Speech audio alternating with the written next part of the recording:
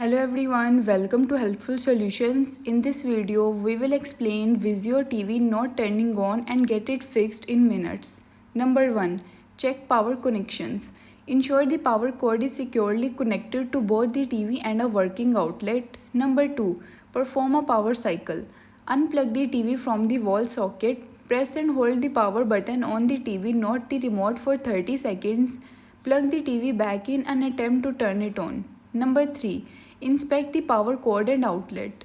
Examine the power cord for any visible damage. Test the outlet by plugging in another device to confirm it's supplying power. Number 4.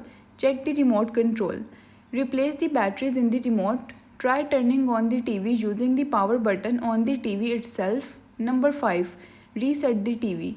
If the TV has a reset button, press it using a paper clip. Alternatively, perform a factory reset via the TV's menu settings. Thanks for watching.